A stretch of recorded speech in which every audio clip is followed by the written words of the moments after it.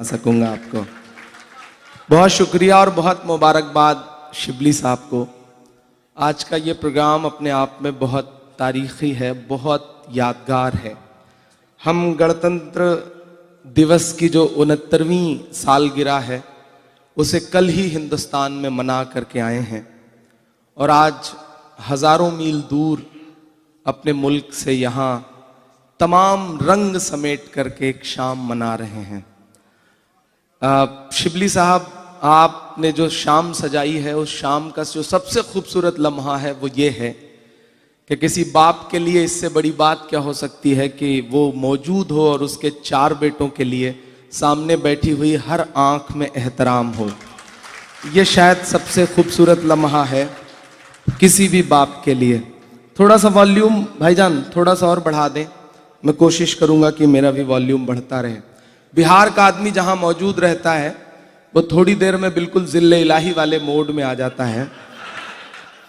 जनविजय मेरा छोटा भाई परफॉर्म कर रहा था और आप नीचे बैठ करके बिल्कुल जिल्ले इलाही के अंदाज में ऐसे हुक्म दे रहे थे कि जैसे वो परफॉर्मर ना हो बल्कि अनारकली हो। ये आदत बिहार की अपने आप में बहुत अनूठी है। सलाम है बिहार को। मैं कोशिश करता हूं थोड़ी देर आपको कुछ सुना सकूं। चाय बीच में बट रही थी, मैं सोच रहा था थोड़ी देर में पकौड़े भी आएंगे, लेकिन आए नहीं। हालांकि आदरणीय प्रधानमंत्री जी ने कह दिया है जी न्यूज़ को इंटरव्यू देते हुए कि जी न्यूज़ के ऑफिस के बाहर अगर कोई पकौड़ा बेच रहा है तो वो भी रोजगार है। रोजगार की परिभाषा बदल के रख दी है उन्होंने। मैं 4 मिसरे पढ़ता हूं, कोशिश करता हूं थोड़ा रंग में आने की। बहुत अच्छा सुन रहे हैं आप। छोटी छोटी बच्चियों ने परफॉर्म किया। ऐसा लग रहा था कि मैं हिंदुस्तान में बैठा हूं, सामने बैठ के उन बच्चियों को देख रहा था। और जब नेमतुल्लाह साहब बोल रहे थे तो मुझे ऐसा लग रहा था कि मैं पटना के किसी प्रोग्राम में बैठा हूं। ये कई सारे रंग आज के इस प्रोग्राम के थे। मैं 4 मिसरे पढ़ता हूं कि मेरी सांसों पर तुम्हारा अनगिनत एहसान है।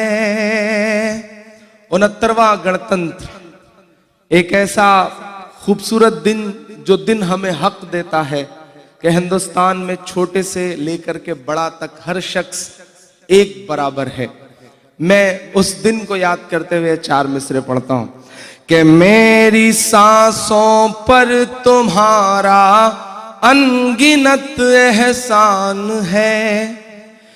तेरी खुशहाली रहे कहता मेरा ईमान है। तेरी खुशहाली रहे कहता मेरा ईमान है। मेरी सांसों में तिरंगे की बुलंदी की दुआ। मेरी सांसों में तिरंगे की बुलंदी की दुआ। मेरे हिंदुस्तान तुझ पर जान भी कुर्बान है। मेरे हिंदुस्तान तुझ पर जान भी कुर्बान है। तेरी खुशहाली रहे कहता मेरा ईमान है। बहुत शुक्रिया, बहुत मोहब्बतें। थोड़ी सी हिम्मत आई है और कोशिश करता हूं आपको जोड़ने की। आप बहुत अच्छा सुन रहे हैं, बस आज थोड़े से ज्यादा साथ की जरूरत है आपके। मैं 4 मिसरे और पढ़ता हूं। एक तरफ हम 69वां गणतंत्र मना रहे थे और एक तरफ नदीम तरीन साहब ने जिस यूनिवर्सिटी को खूबसूरत रंग से सजोने के लिए अपने खून पसीने की कमाई का बहुत सारा पैसा हॉस्टल बनाने में दिया, उसी अलीगढ़ यूनिवर्सिटी से कुछ किलोमीटर दूर तिरंगा यात्रा निकली तो फिर एक शख्स की मौत होती है और झड़प होती है। हम ऐसा वक्त जी करके आ रहे हैं, हमारी आंखों में गणतंत्र के इतने अजीब अजीब रंग हैं कि उनका मातम किया जाए या उनका जश्न मनाया जाए। मैं 4 मिसरे पढ़ता हूं साहब कि इस सियासत के लिए ईमान को मत मारिए। एक बच्चा मरा जिसका नाम चंदन गुप्ता था। आज उसकी तस्वीर सोशल मीडिया पे वायरल है। माथे पे तिलक लगाए हुआ है, खूबसूरत सा नौजवान जो विश्व हिंदू परिषद का कार्यकर्ता था। शाम में एक लड़के को उस पक्ष ने पकड़ के गोली मारी जिसके चेहरे पे दाढ़ी थी। वो दोनों तस्वीरें आज मैं सोशल मीडिया पे देख रहा था और सोच रहा था कि एक तिलक वाला, एक दाढ़ी वाला, दोनों का खून बहा है, सियासत की रोटियां सेंकी जा रही हैं। मैं मिसरे पढ़ता हूं साहब कि इस सियासत के लिए ईमान को मत मारिए, राम को मत मारिए, रहमान को मत मारिए, राम को मत मारिए, रहमान को मत मारिए। कल मुझे एक गाय रो रो करके ये कहती मिली, कल मुझे एक गाय रो रो करके ये कहती मिली, नाम पर मेरे किसी इंसान को मत मारिए, नाम पर क्या कहने भाई, वाह वाह मेरे किसी इंसान को मत मारिए। और हजारों मील दूर खड़ा होकर के पूरे जिम्मेदारी से, हिंदुस्तान का एक जिम्मेदार नागरिक होते हुए, अपनी जिम्मेदारी समझते हुए, तमाम बड़ों के बीच में, गजनफर साहब जैसे मीडिया के एक बड़े चेहरे के बीच में खड़ा होकर ये मिसरे पढ़ता हूं। इस आहट को, इस डर को, इस खौफ को महसूस करिए कि प्यार की और अमन की हर जहनियत खतरे में है, प्यार की और अमन की हर जहनियत खतरे में है। अब तो सुप्रीम कोर्ट की भी अहमियत खतरे में है, अब तो सुप्रीम कोर्ट की भी अहमियत खतरे में है। ये भी जनता की अदालत में जजों ने कह दिया। महसूस करना मेरे डर को और पहुंचाना हिंदुस्तान तक कि ये भी जनता की अदालत में जजों ने कह दिया। आज अपने मुल्क में जमहूरियत खतरे में है, आज अपने मुल्क में जमहूरियत खतरे में है। अब तो सुप्रीम कोर्ट की भी अहमियत खतरे में है। बहुत शुक्रिया, बहुत मोहब्बतें। मैं आज की शाम के जो कुछ फराइज थे उन्हें अंजाम दे रहा था। थोड़ी देर वहां तक आऊंगा जहां आप मुझे सुनना चाहते हैं या मैं सुनाना चाहता हूं। कोशिश कर रहा हूं कि गले को वापस ला सकूं और बहुत हद तक कामयाब हो रहा हूं। बहुत अच्छी शाम है। हिंदुस्तान में मुशारे होते हैं तो ऐसी भीड़ देखने को मिलती है कि कुर्सियां भरी हुई हैं, लोग खड़े हैं घंटों घंटों। यहां हजारों मील दूर आपने ये मंजर मुहैया कराए हैं, ये अपने आप में बहुत बड़ी बात है। एक बार आप अपनी मौजूदगी के लिए जोरदार ताली बजाएं। क्या कहने हैं भाई। 4 मिसरे पढ़ता हूं, वक्त बदलेगा, ज्यादा दिन नहीं है। 4 मिसरे सुनिएगा कि चाय वाले बाबू को, जरा सा रंग में आइए, कि चाय वाले बाबू को चाय लेके डूबेगी, चाय वाले बाबू को। कल ही संविधान लागू हुआ है, बोलने की पूरी आजादी है। मैं उस आजादी का इस्तेमाल करते हुए मिसरे पढ़ता हूं। मेरी तमाम बातें किसी भी दायरे में उसी तरह नहीं आती जिस तरह 370 के दायरे में बहुत सारे कानून नहीं आते। तो थोड़ी देर एक शायर को उसके रंग के साथ सुनिए। मेरा अपना मानना है कि एक ऐसा दौर जब मीडिया ने तय कर लिया हो कि उन्हें किसके लिए बोलना है और क्या बोलना है, एक ऐसा दौर जब सियासी घरानों ने तय कर लिया है कि उन्हें क्या बोलना है और किसके लिए बोलना है, ऐसे में शायर की जिम्मेदारियां बहुत बढ़ जाती हैं।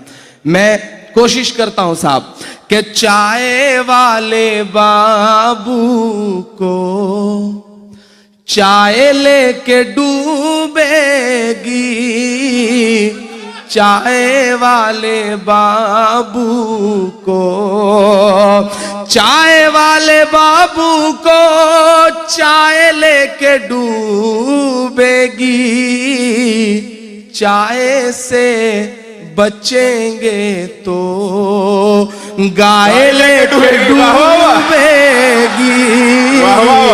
चाय से बचेंगे तो।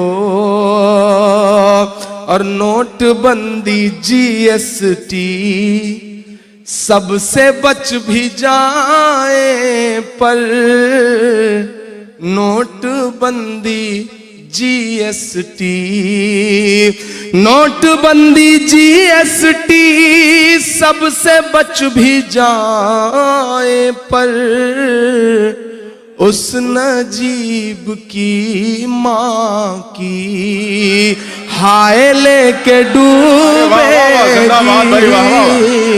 उस नजीब की माँ की हाय लेके डूबेगी, चाय वाले बाबू को। बहुत शुक्रिया, बहुत मोहब्बतें। एक नज्म सुनाने की कोशिश करता हूं, आप बहुत अच्छा सुन रहे हैं। मेरा अपना ख्याल है कि हंस भी लिए आप, सारे रंग आपने देख लिए हैं, बस थोड़ी थोड़ी सच्चाई के कुछ और रंग हैं जिन्हें आपको दिखाने की कोशिश करता हूं। एक बहुत छोटी सी नज्म सुनाता हूं आपको कि खून को पानी और पानी को खून बनाने वालों से। बिल्कुल नई नज्म है और बहुत बड़ी शख्सियतें यहां पे मौजूद हैं। मैं कॉपी जचवाने के लिए नई नज्म यहां सुनाता हूं, दुआएं मिल जाएंगी तो इंशाल्लाह पूरी दुनिया में पढ़ सकूंगा। शायद 4 साल पहले या 3 साल पहले शिबली साहब ने पहली बार इस प्रोग्राम को किया था। स्पार्क ग्रुप का पहला प्रोग्राम था जिसने मुझे पूरी दुनिया में बड़ी मोहब्बतें दी थी। और जो स्पार में आखिरी शब्द है आर, वो राशिद साहब का एक कर्ज मेरे ऊपर उधार रह गया था कि मैं उनकी शादी में नहीं जा पाया था। तो बहुत दिन से इंतजार में था कि कोई ऐसी शाम जुटे जहां जा करके वो कर्ज उतार सकूं। हालांकि उनकी शादी में जा पाया, कोई बड़ी बात नहीं, मैं आज तक अपनी शादी में भी नहीं जा पाया हूं।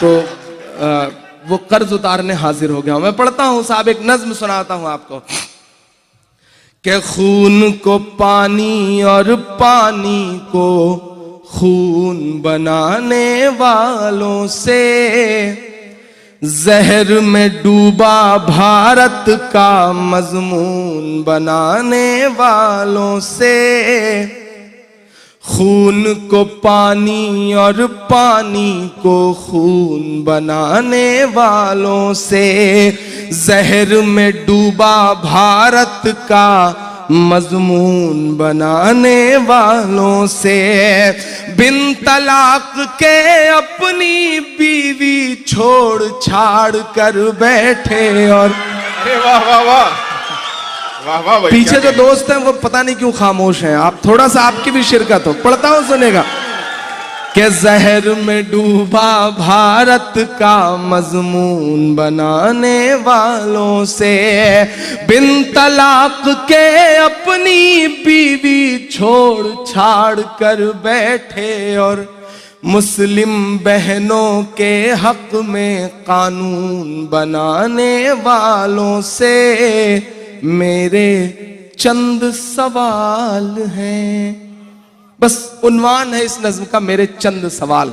बड़ी मासूमियत से एक शायर अपनी जिम्मेदारी निभाता है कि खून को पानी, चाय आ गई है, थोड़ी देर में पकौड़े भी आएंगे, बहुत मोहब्बत है, कि खून को पानी और पानी को खून बनाने वालों से, जहर में डूबा भारत का मजमून बनाने वालों से, बिन तलाक के अपनी बीवी छोड़ छाड़ कर बैठे। और मुस्लिम बहनों के हक में कानून बनाने वालों से मेरे चंद सवाल हैं। अब बंद सुनिएगा इस नज़्म कि मुस्लिम बहनों की चिंता में गर थोड़ी सच्चाई है, मुस्लिम बहनों की चिंता में गर थोड़ी सच्चाई है। सुनिए गर कातिल नीयत में थोड़ी भी अच्छाई है। आपकी एक बूढ़ी बहना की मैं फरियाद सुनाता हूँ, आपकी एक बूढ़ी बहना की मैं फरियाद सुनाता हूँ।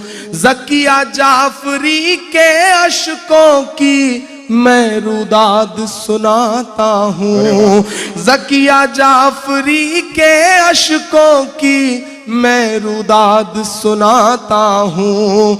आपके उस गुजरात में जो बिल्किस नाम की बहना है, आपके उस गुजरात में जो बिल्किस नाम की बहना है, उसकी चीखों पर मुंह बोले भाई का क्या कहना है।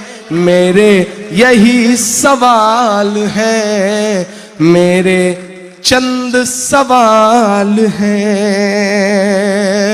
बहुत शुक्रिया, बहुत मोहब्बत है। वाह वाह, क्या कहने भाई। अगला बंद पढ़ता हूं साहब इस नज्म का कि उधर दादरी में तुमसे अखलाक की बेटी पूछ रही, उधर दादरी में तुमसे अखलाक की बेटी पूछ रही। पहलू खां की बूढ़ी माँ बिस्तर पर लेटी पूछ रही, पहलू खां की बूढ़ी माँ बिस्तर पर लेटी पूछ रही। और नजीब की माँ की चीखें तुमसे रोकर कहती हैं, उनकी बेसुध आंखें तुमसे बेसुध होकर कहती हैं। बाद में 3 तलाक पे तुम कानून बनाओ मोदी जी, बाद में 3 तलाक पे तुम कानून बनाओ मोदी जी। पहले मेरा गायब बेटा ढूंढ के लाओ मोदी जी, मेरे यही सवाल क्या कहने इमरान साहब, वाह वाह। मेरे यही सवाल है।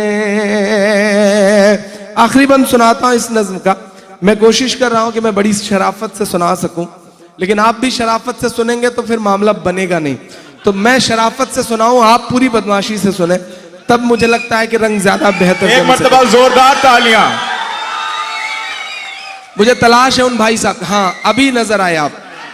बंदे ने कम से कम 10 बार नारा लगाया होगा। एक ऐसे शख्स जब किसी भीड़ में मिलते हैं ना, तो लगता है कि पूरी भीड़ जो है वो जिंदा है। सलाम भाई साहब, क्या कहने, वाह वाह। अल्लाह उन्हें सलामत रखे। और अच्छा, जिंदाबाद, धन्यवाद, बहुत शुक्रिया। नज्म सुनाता हूं मैं। मेरे चंद सवाल हैं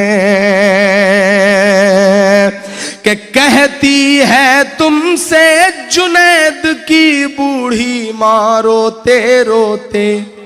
कम से कम 50 भाषण सुने होंगे, मुस्लिम बहनों को उनका हक दिला के रहूंगा मैं। तब मुझे लगता है कि मुझे ये बात कहनी चाहिए कि कहती है तुमसे जुनैद की बूढ़ी माँ रोते रोते। कुछ मेहमानान अभी आए हैं, हम उनका इस्तकबाल करते हैं। हम लोग पहले आ गए थे, वही सही समय पर आए हैं। उनका स्वागत है, उनका खैर मकदम है। उनकी आमद के लिए एक बार जोरदार ताली बजाएं आप। मोहब्बतें, शुक्रिया। उन्हें कोई अच्छा सा पड़ोस देख के बिठा दिया जाए, और जब मर्दों के बीच में ही बैठना है तो फिर चॉइस क्या करना, कहीं भी बैठ जाएं, इंशाल्लाह आकबत अच्छी रहेगी। गुजारिश करता हूं। बहुत खूबसूरत सुन रहे हैं आप कि कहती है तुमसे जुनैद की बूढ़ी माँ रोते रोते कि खून को पानी और पानी को खून बनाने वालों से मुस्लिम बहनों के हक में कानून बनाने वालों से मेरे चंद सवाल हैं। कि कहती है तुमसे जुनैद की बूढ़ी माँ रोते रोते, तुम जैसे भाई से तो बेहतर था भाई ना होते। कि कहती है तुमसे जुनैद की बूढ़ी माँ रोते रोते, तुम जैसे भाई से तो बेहतर था भाई ना होते। कब इनकी आंखों का आंसू साफ मिलेगा मोदी जी, कब इनकी आंखों का आंसू साफ मिलेगा मोदी जी।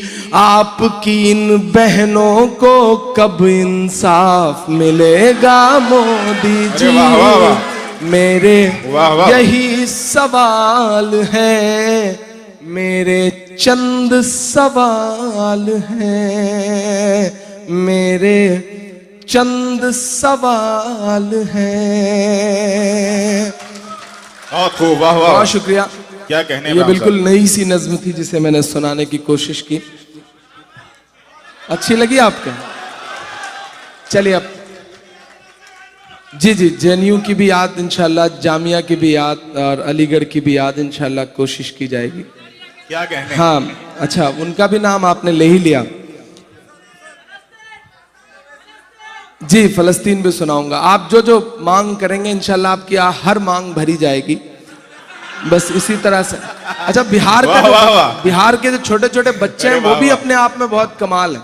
वो बिहार के एक छोटे से बच्चे के स्कूल के टीचर ने उसके वालिद को, उसके अब्बू को फोन किया, बोला कमाल का शैतान बच्चा है, आपने कैसा बच्चा पैदा कर दिया, इसकी वजह से आज मैं बहुत परेशान हो गया। तो बाप ने कहा कि आखिर हुआ क्या? बोले ऐसी जिंदा पेंटिंग बनाता है कि धोखा आ जाए। आज इसने 2000 की नोट जमीन पर बना दी, मुझे धोखा हो गया, उठाने के चक्कर में मेरे नाखून टूट गए।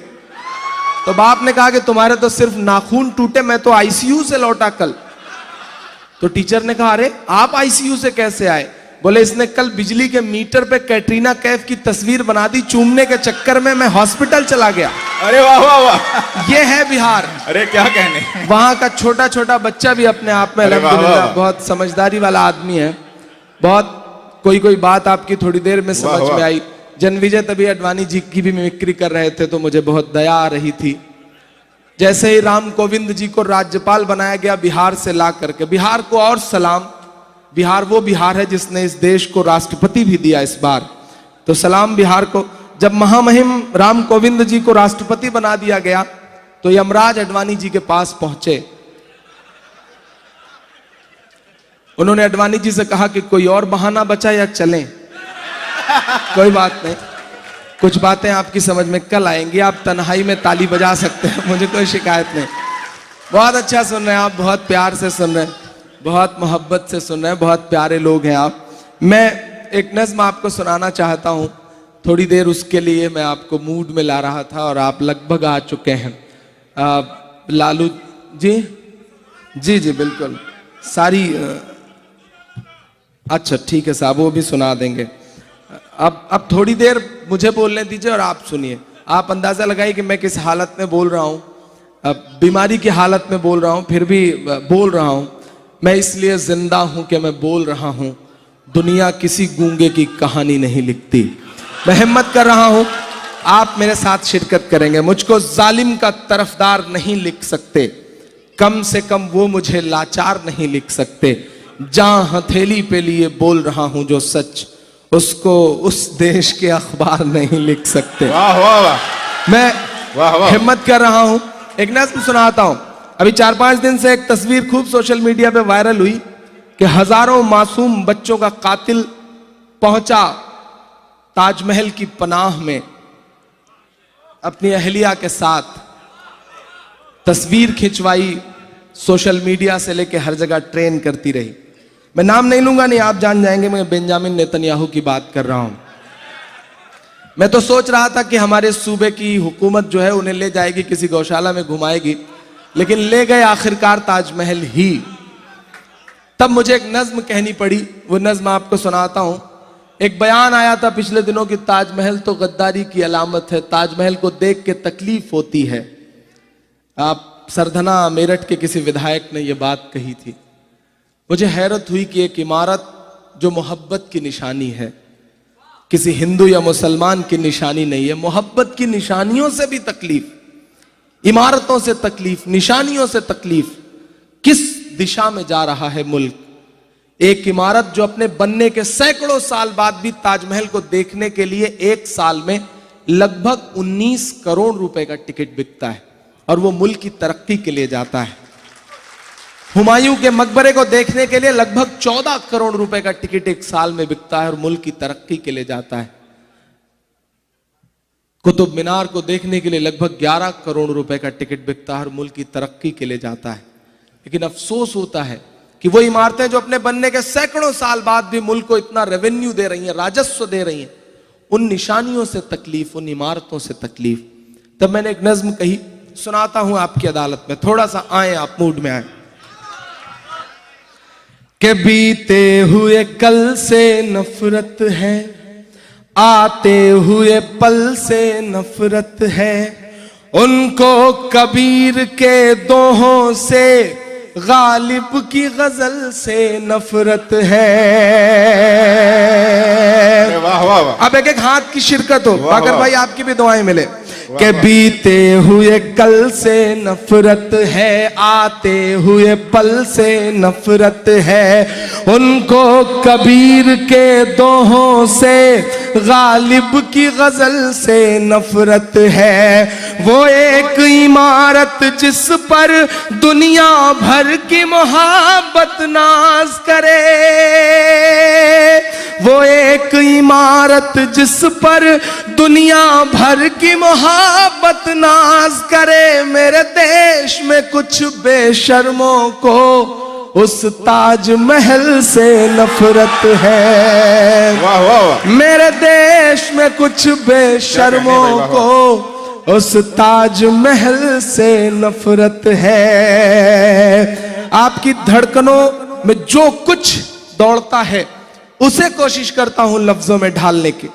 अगर मेरी कोशिश कामयाब लगे तो एक एक हाथ को कसम देता हूं। मैं पढ़ता हूं साहब के बीते हुए पल से नफरत है, आते हुए कल से नफरत है, उनको कबीर के दोहों से, गालिब की गजल से नफरत है। वो एक इमारत जिस पर दुनिया भर की मोहब्बत नाज करे। मेरे देश में कुछ बेशर्मों को उस ताजमहल से नफरत है कि मुमताज से जोधाबाई तक। अरे वाह वाह वाह वाह वाह। अगर आपकी आंखों में आपके 800 साल के एक एक लम्हे तैर जाएं तो बताना कि इमरान बोल रहा है कि मुमताज से जोधाबाई तक चाहत ही चाहत पाओगे। बोलो क्या क्या झुठलाओगे, बोलो क्या क्या झुठलाओगे, बोलो क्या क्या झुठलाओगे। जिस ओर नजर दौड़ाओगे, अलल ऐलान कह रहा हूं कि जिस ओर नजर दौड़ाओगे हमको ही जिंदा पाओगे। बोलो क्या क्या झुठलाओगे, बोलो क्या क्या झुठलाओगे, बोलो क्या क्या झुठलाओगे, बोलो क्या क्या झुठलाओगे। कि तलवार उठाई हाथों में तो हम टीपू सुल्तान हुए। वाह वाह वाह। जरा सा सुनना हिंदुस्तान वालों कि तलवार उठाई हाथों में तो हम टीपू सुल्तान हुए। शहनाई छूली होठों से तो हम बिस्मिल्लाह खान हुए। शहनाई छूली होठों से तो हम बिस्मिल्लाह खान हुए। आजादी का 69वां गणतंत्र। मैं गिना रहा हूं तमाम नाम, अगर आपके दिलों में एहतराम हिलोर मारे तो तालियों में बदल के उनके लिए एहतराम जाहिर करना पड़ता है। इमरान के तलवार उठाई हाथों में तो हम टीपू सुल्तान हुए, शहनाई छूली होठों से तो हम बिस्मिल्लाह खान हुए, संगीत की बारी आई तो अल्लाह रखा रहमान हुए। जिंदाबाद भाई। संगीत की बारी आई तो अल्लाह रखा रहमान हुए, सरहद की हिफाजत की खातिर अब्दुल हमीद उस्मान हुए। सरहद की हिफाजत की खातिर अब्दुल हमीद उस्मान हुए। जिनको जाना था चले गए। क्या बात है, वाह वाह वाह वाह भाई। 47 में सरहद के उस पार से सदाएं आ रही थी कि चले आओ तुम्हारा मुल्क ये है। तो जामा मस्जिद के मिंबर पर खड़े होकर मौलाना आजाद साहब ने कहा था कि कहां जा रहे हो, तुम्हारा मुल्क ये है, तुम्हारे पुरखों की कब्रें हैं यहां पर।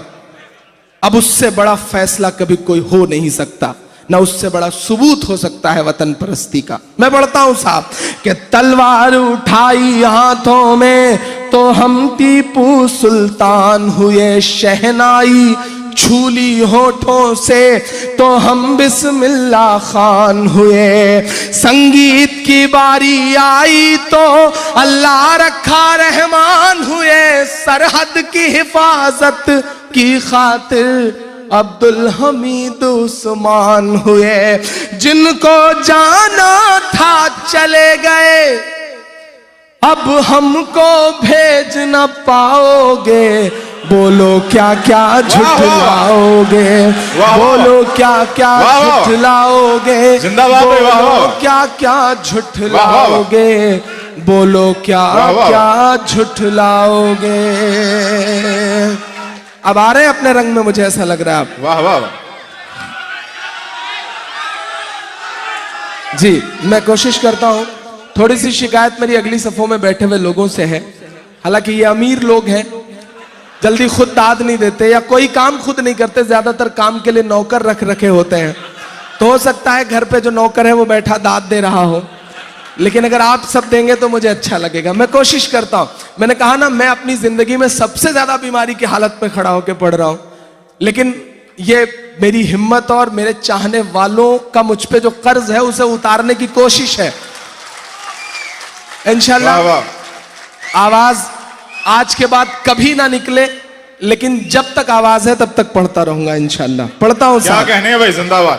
कि तलवार उठाई हाथों में तो हम टीपू सुल्तान हुए, सरहद की हिफाजत की खातिर अब्दुल हमीद उस्मान हुए, शहनाई छूली होठों से तो हम बिस्मिल्लाह खान हुए, संगीत की बारी आई तो अल्लाह रखा रहमान हुए। जिनको जाना था चले गए, अब हमको भेज न पाओगे, बोलो क्या क्या झुठलाओगे, बोलो क्या क्या झुठलाओगे, बोलो क्या क्या झुठलाओगे। कि जब जहांगीर हम हुए हैं तो इंसाफ सिखाया है हमने। गणतंत्र से 10 दिन पहले से शुरू हुआ तमाशा हम देख रहे थे कि जब सेंसर बोर्ड ने कह दिया, सुप्रीम कोर्ट ने कह दिया, उसके बाद भी सड़कों पर उत्पात है। किस लिए? महज एक फिल्म के लिए, महज एक काल्पनिक कहानी के लिए, जो मलिक मोहम्मद जायसी की एक कहानी पर बनी एक फिल्म है। मुल्क और जमहूरियत कहां आके खड़ी हुई है। ऐसे वक्त में कोशिशें करता हूं उन बड़ों का नाम गिनाने की कि जब जहांगीर हम हुए हैं तो इंसाफ सिखाया है हमने, अकबर बनकर दुश्मन को करना माफ सिखाया है हमने। वाह वाह वाह। अलग अलग मजहबों के मानने वाले लोग आज की शाम का हिस्सा हैं। एक बड़ी मजे की कहानी बताता हूं। मेरी जिंदगी में मुझे जो सबसे खूबसूरत त्योहार लगता है, ईद अपने आप में बहुत खूबसूरत है, क्योंकि रोजे रखने के बाद बड़ी मशक्कतों के बाद आता है। लेकिन मुझे एक त्योहार जो बहुत पसंद है वो है रक्षाबंधन का त्योहार। जब मेरी बहनें मुझे फोन करती हैं और मैं दुनिया के किसी हिस्से में रहता हूं तो मुझे लगता है कि इससे खूबसूरत एहसास कुछ हो ही नहीं सकता। लेकिन आज काल्पनिक और पुराना इतिहास खंगालने वाले लोग रक्षाबंधन की जो कहानी है उसे दुनिया के सामने कभी लाने की कोशिश ही नहीं करते। मैं उसे लफ्जों में पिरोता हूं कि जब जहांगीर हम हुए हैं तो इंसाफ सिखाया है हमने, अकबर बनकर दुश्मन को करना माफ सिखाया है हमने। जब कर्मावती ने रक्षा वाला बस एक धागा भेजा था,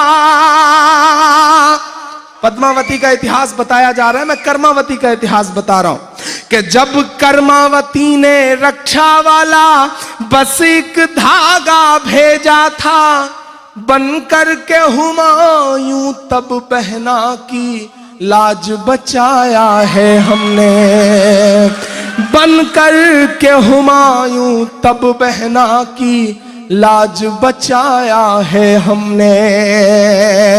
और नफरत करने वालों, बांटने वालों, जब जब बहनों से हाथों पर, जब जब हाथों पर बहनों से अपने राखी बंधवाओगे, हमको ही हमको पाओगे।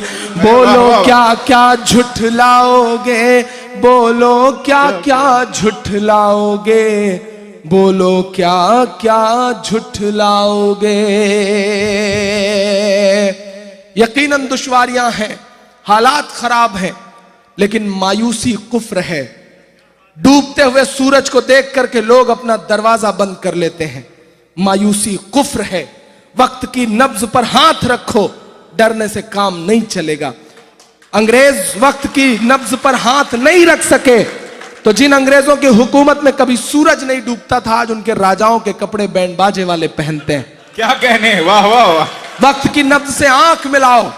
आपका शायर बोल रहा है कि जमुना का किनारा अपना है, हर एक नजारा अपना है, वो भूल भुलैया अपनी है, वो कुतुब मीनारा अपना है।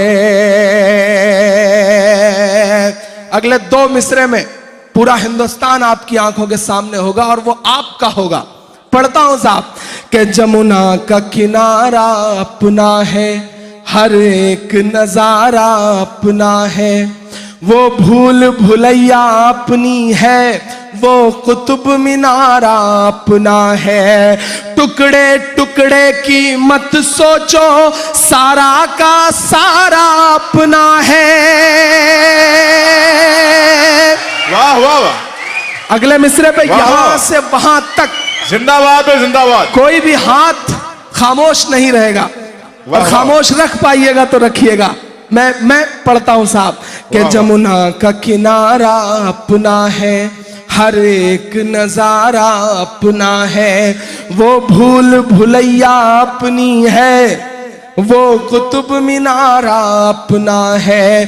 टुकड़े टुकड़े की मत सोचो, सारा का सारा अपना है। टुकड़े टुकड़े की मत सोचो, सारा का सारा अपना है। 15 अगस्त का लाल किला, वो भी तो हमारा अपना है। वाह वाह वाह, वाह वाह वाह। क्या कहने भाई, वाह वाह वाह।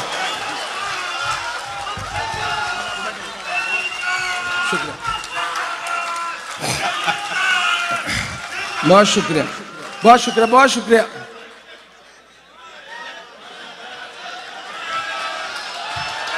वाह वाह वाह, वाह वाह वाह, वाह वाह वाह।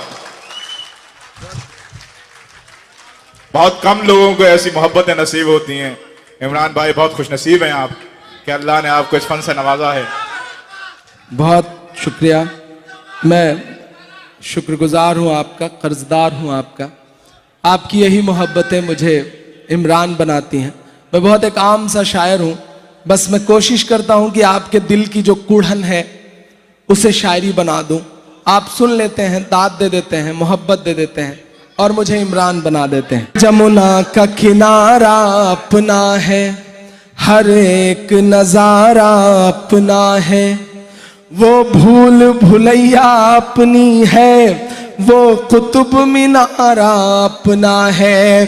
टुकड़े टुकड़े की मत सोचो, सारा का सारा अपना है।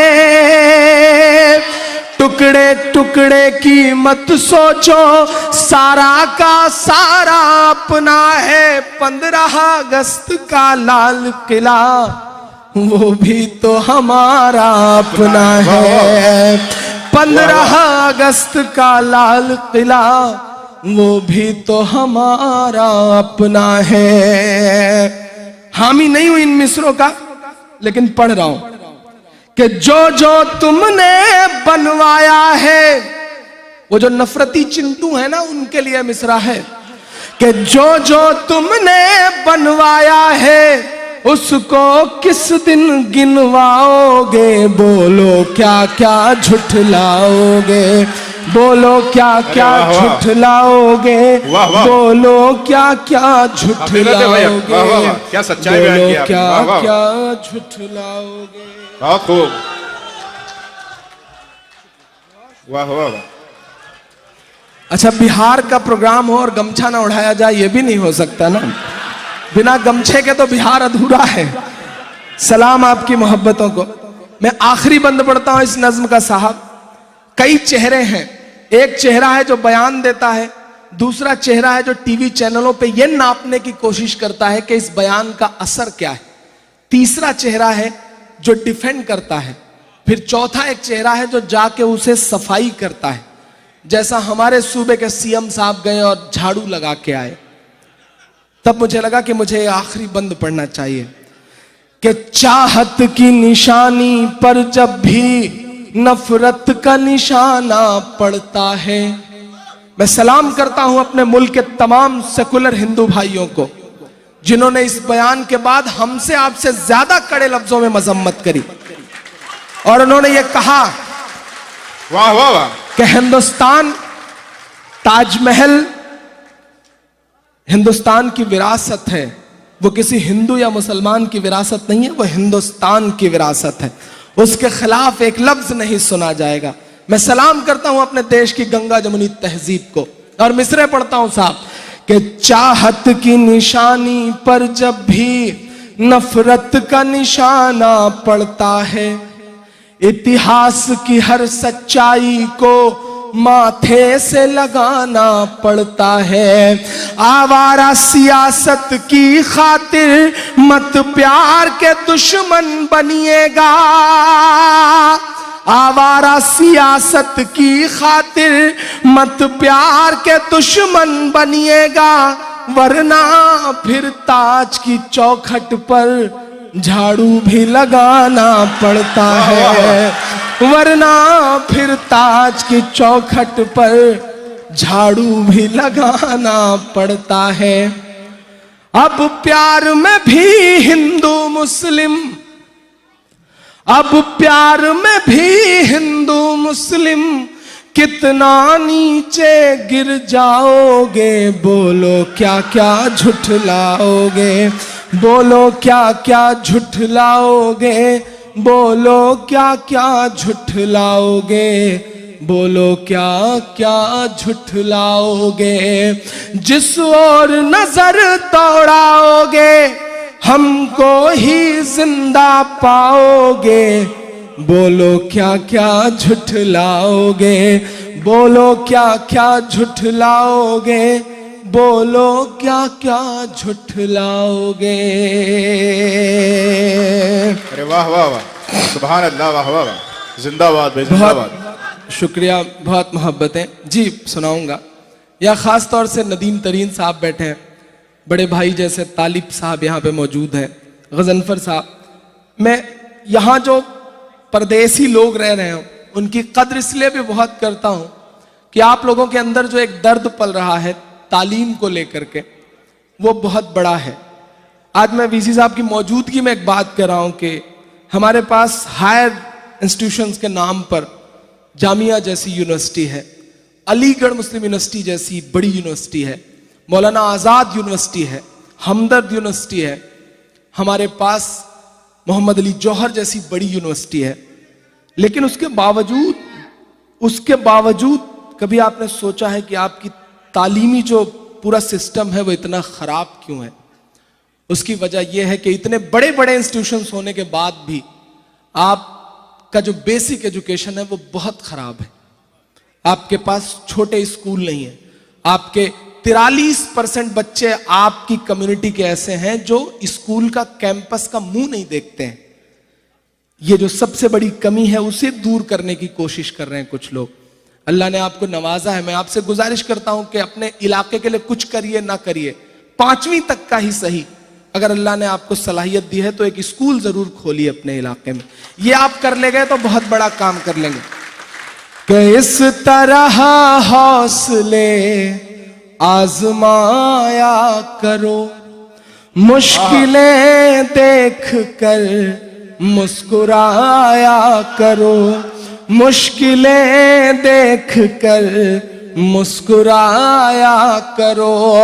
दो निवाले भले कम ही खाया करो, अपने बच्चों को लेकिन पढ़ाया करो, अपने बच्चों को लेकिन पढ़ाया करो। हाजी इब्राहिम साहब को पहली बार सुना मैंने।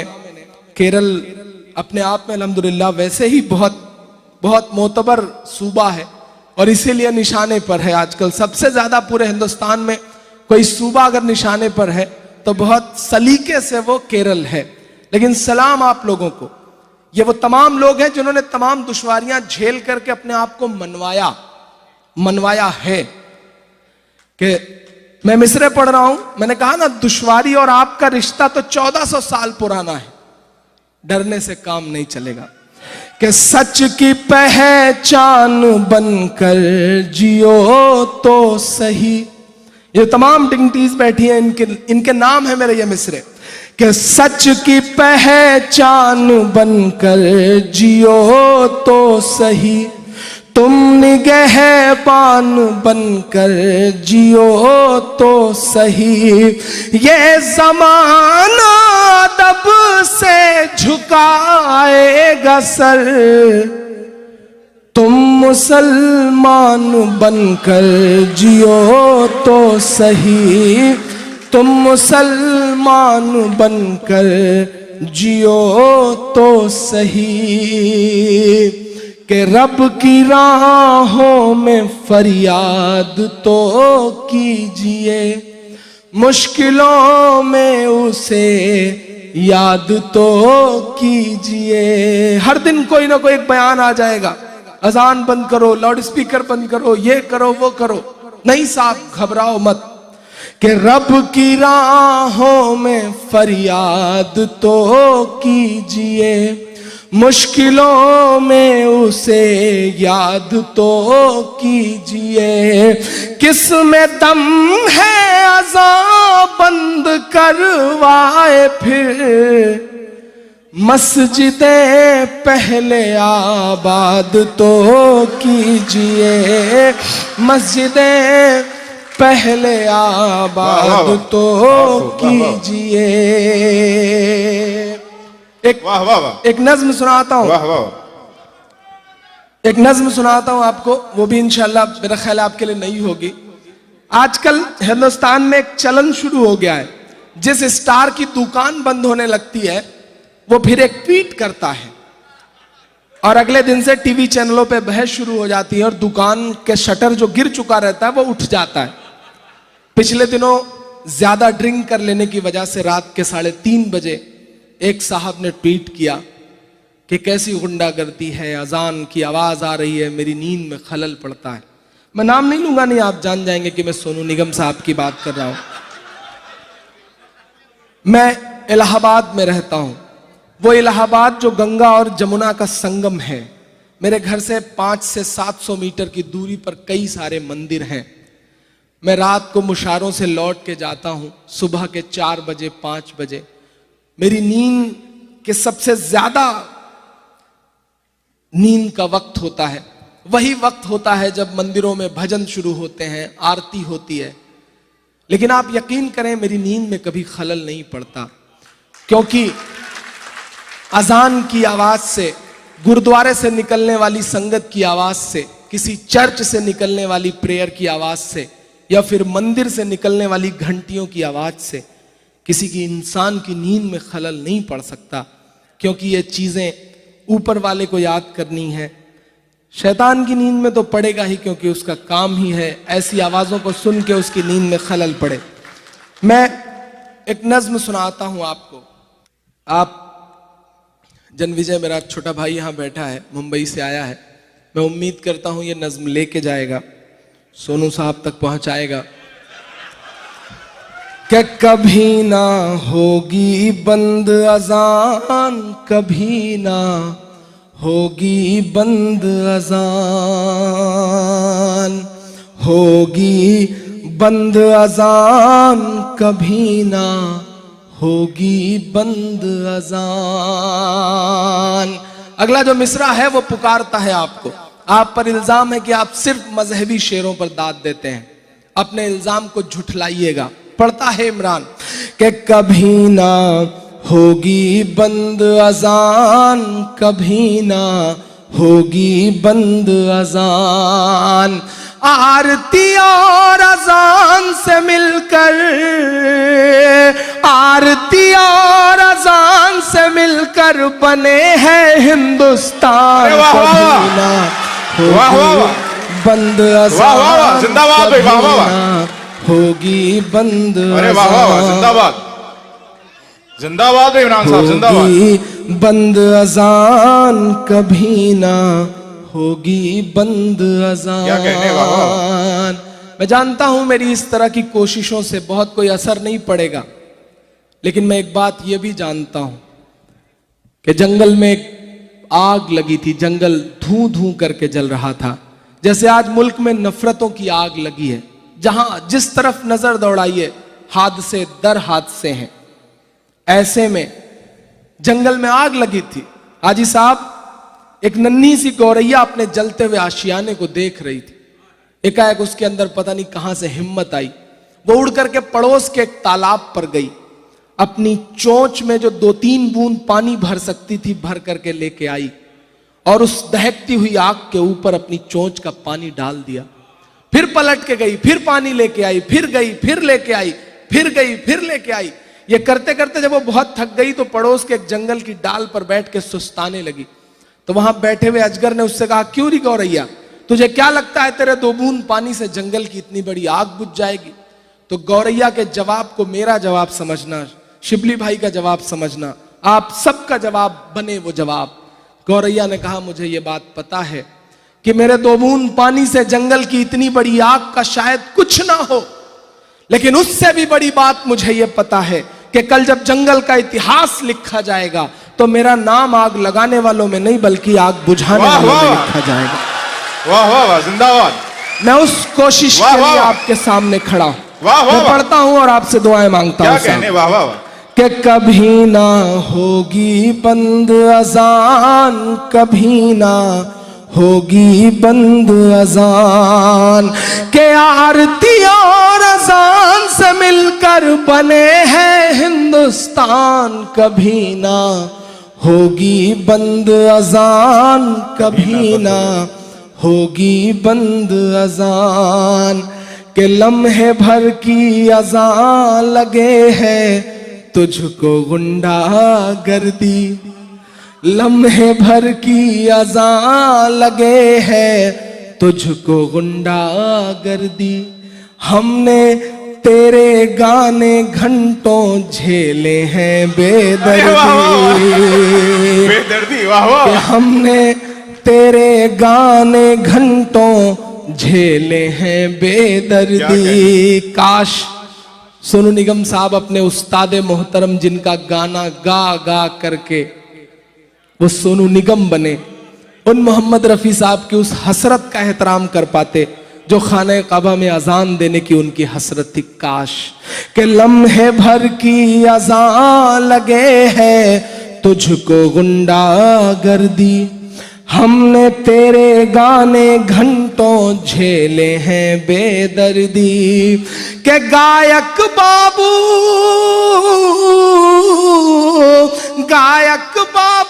बेहद नालायक है तेरा बयान, कभी ना होगी बंद अजान, कभी ना होगी बंद अजान। मैं एक मुकद्दस सरजमीन पर खड़ा हूं, एक ऐसी सरजमीन पर खड़ा हूं जहां फजाओं में ये सदाएं बिखरी हुई हैं कि जिस दिन इस दुनिया में अज़ां की सदा नहीं आएगी, मेरी धड़कनें, मेरी सांसें, मेरी रगों में दौड़ता हुआ लहू, मेरा ईमान, सब कुछ अगर इन दो मिसरों में आ गया हो तो कोई भी हाथ खामोश नहीं रहेगा इंशाअल्लाह। पढ़ता हूं साहब कि जिस दिन इस दुनिया में अज़ां की सदा नहीं आएगी, पहुंचाना मुंबई तक इस मिसरे को कि जिस दिन इस दुनिया में अज़ां की सदा नहीं आएगी, रात ही रह जाएगी उस दिन सुबह नहीं आएगी। वाह वाह वाह। कि जिस दिन इस दुनिया में अज़ां की सदा नहीं आएगी, रात ही रह जाएगी उस दिन सुबह नहीं आएगी। कि अल्लाह तुझे हिदायत दे दे, अल्लाह तुझे हिदायत दे दे, ले आए ईमान, कभी ना होगी बंद अज़ान, कभी ना होगी बंद अज़ान, होगी बंद अज़ान, कभी ना होगी बंद अज़ान। मैं गणतंत्र के इस जश्न के मौके पर, जश्न जमहूरियत के मौके पर खड़ा होकर यह बात कहता हूं, वो कौन लोग हैं जो इस्लाम का चेहरा बना दे रहे हैं कि इस्लाम दहशत की बात करता है, इस्लाम नाहक खून बहाने की बात करता है। अरे साहब, हम तो उस मजहब के मानने वाले हैं कि जिनके आका पर कूड़ा फेंका जाता था, एक दिन नहीं फेंका गया तो आप उसका हालचाल लेने के लिए उसके घर गए। और आपकी जिम्मेदारी के साथ आपको बताऊं कि इस्लाम सिर्फ मुसलमानों के लिए नहीं आया, इस्लाम पूरी कायनात के लिए है। इसलिए कभी यह नहीं कहा गया कि रहमतुल लिल मुस्लिमीन नहीं कहा गया है, रहमतुल लिल आलमीन कहा गया है। यह है इस्लाम। जो चेहरा बना रहे हैं उन तक ये बताइए कि नहीं साहब, इस्लाम नाहक खून बहाने की इजाजत नहीं देता। अरे साहब, जो मजहब वजू करते हुए नाहक पानी बहाने की इजाजत ना दे, वो भला खून बहाने की इजाजत कैसे दे सकता? वाह वाह वाह, सुभान अल्लाह। ये जो दुनिया में इस्लाम का चेहरा बना दे रहे हैं, नहीं साहब, वो इस्लाम का चेहरा नहीं हो सकते। उनकी मजम्मत करिए, उनके खिलाफ बोलिए, क्योंकि जिस तरह बिस्मिल्लाह कह करके शराब पीने से हराम शराब हलाल नहीं हो जाती, उसी तरह अल्लाह अकबर कह करके किसी मासूम का कत्ल कर देने से वो कत्ल जायज नहीं हो जाता। मजम्मत करिए, बोलिए ऐसे लोगों के खिलाफ, क्योंकि बोलना तो पड़ेगा। अब चुप रहे तो आने वाली नस्लों के पास बोलने के लिए कुछ नहीं बचेगा। इस बात का एहसास अपने दिल में बिठा के रखिएगा। मैं आखिर में एक नज़्म आपको सुना करके आपसे विदा लेता हूं। बहुत अच्छा सुन रहे हैं आप, गणतंत्र का जश्न मना रहा हूं, इसलिए मेरा मन कर रहा है मुझे मेरे 4 मिसरे याद आ रहे हैं, वो पढ़ दो। कि मोहब्बत भाईचारे के दीवाने दिन ही लौटा दो, वो सस्ती ताल सब्जी के सुहाने दिन ही लौटा दो, वो सस्ती ताल सब्जी के सुहाने दिन ही लौटा दो। ये अच्छे दिन तो अंबानी अडानी दानी को मुबारक हो, हमें ऐसा करो साहिब पुराने दिन ही लौटा दो, हमें ऐसा करो साहिब पुराने दिन ही लौटा दो, पुराने दिन ही लौटा दो। हमारे देश में एक बाबा हैं, बंदा दुनिया की हर बीमारी के इलाज का दावा करता है, लेकिन आज तक अपनी फड़कती आंख नहीं सही कर पाए। लोग अमल भी बहुत करते हैं। उन्होंने बीच में कह दिया कि नाखून रगड़ो, पूरा हिंदुस्तान नाखून रगड़ रहा था। मैं एक दिन एक बस में चढ़ा तो मैंने देखा कि हर आदमी नाखून रगड़ रहा है। नजर पीछे गई तो कोने में देखा कि एक बुजुर्ग औरत है, वो अपना चेहरा छुपाए बैठी है। तो मुझे लगा सब नाखून रगड़ रहे हैं, एक अकेली खातून है वो नाखून नहीं रगड़ रही, चेहरा छुपाई।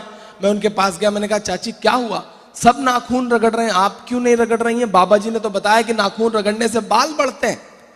तो उन्होंने कहा बेटा मैंने ज्यादा रगड़ लिया था, मेरी मूछें निकल आई हैं।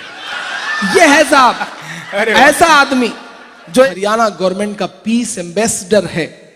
वो ये कह रहा है कि अगर मैं कानून ने मेरे हाथ न बांधे होते तो मैं जय न बोलने वालों की गर्दनें कटवा देता। तब मैंने 4 मिसरे कहे साहब। अच्छा इस बार चाय नहीं बल्कि पानी आया है। सऊदी अरब में पानी आ जाए तो चाय से ज्यादा कीमती माना जाता है। ये अच्छे दिन है, ये अच्छे दिन है। बाकर भाई भी कह रहे हैं। बाकर भाई पिछले 10 साल में आपसे ज्यादा अच्छे दिन तो शायद ही किसी के आए हों अल्हम्दुलिल्लाह। मतलब मुशायरे की निजामत के साथ साथ अगर मिमिक्री हो रही है तो बंदा उसमें भी दाद दे रहा है। ये अपने आप में अनूठी बात है बाकर साहब के लिए, मुझे लगता है उनकी खूबसूरत निजामत के लिए, यकीन करें। और तभी वो कह रहे थे कि अनवर जलालपुरी साहब ने ये कहा है वो कहा है। सच बात है कि अनवर साहब ने कहा था। अनवर साहब हमारे बीच में नहीं रहे। उर्दू मुशायरों का एक बहुत बड़ा सितारा, यूं कहूं कि एक बहुत बड़ा सूरज वो डूब गया। अनवर जलालपुरी साहब की रूह को अल्लाह मग़फ़िरत दे। और अल्हम्दुलिल्लाह परसों उनको उनकी जो किताब थी उन्होंने गीता का उर्दू शायरी में अनुवाद किया था, उसके लिए उन्हें पद्मश्री मिली। तो ये उर्दू शायरी के लिए बहुत बड़ी बात है कि हमारे कुनबे के एक बुजुर्ग को पद्मश्री जैसा अवार्ड मिला। पिछले साल 2016 में एक वक्त था कि उत्तर प्रदेश हुकूमत ने जब यश भारती दिया, नदीम तरीन साहब जानते हैं, तो मेरी खुशनसीबी थी कि मैंने जिन्हें ज़मीन में बैठ के सुना था मैं उनके साथ यश भारती ले रहा था। ये मेरी खुशनसीबी थी। आज वो हमारे बीच में नहीं है, मैं यहाँ खड़ा होकर के उन्हें याद कर रहा हूँ। लेकिन अल्हम्दुलिल्लाह उनके जाने के बाद बहुत बड़ी जिम्मेदारियां बाकर साहब पे आ गई हैं। अब अगर बाकर साहब यहाँ से हिंदुस्तान शिफ्ट हो जाएं तो मैं गारंटी लेता हूँ रोजगार की। मुशायरे आपका इंतजार कर रहे हैं, आप चल सकते हैं। मैं पढ़ता हूँ साहब, बहुत अच्छा सुन रहे हैं आप। बाबा जी का जिक्र हो रहा था तो मैं 4 मिसरे पढ़ता हूँ कि अच्छा हाँ ये नाम ज्यादा अच्छा बताया आपने। मैं इंशाल्लाह ये नाम वहां तक पहुंचा दूंगा, क्या पता उन्हें ये नाम पसंद आ जाए। कि जो नफरत के सबब उठी थी वो ललकार किसकी थी, हमारे खून को प्यासी थी वो तलवार किसकी थी, हमारे खून को प्यासी थी वो तलवार किसकी थी। हमारी गर्दने मत काटिए, बस ये बता दीजिए जिसे तुम पहन कर भागे थे वो सलवार किसकी थी, जिसे तुम पहन कर भागे थे वो सलवार किसकी थी। और जन विजय ने मिमिक्री करी थी तभी आदनी क्या कहने, ये सलवार से बहुत खुश हुए। हर आदमी अपने काम की चीज पे खुश होता है। भाई साहब खुश हुए, सबके खुश होने का अपना अपना दायरा है। मैं 4 मिसरे और पढ़ता हूं साहब। कि तेरी शोला बयानी से ज्यादा कौन समझेगा, लहू का रंग पानी से ज्यादा कौन समझेगा। मैं ये मिसरे पढ़ रहा हूं, इन मिसरों का तोगड़िया जैसे भी रिश्ता है, सुनिएगा।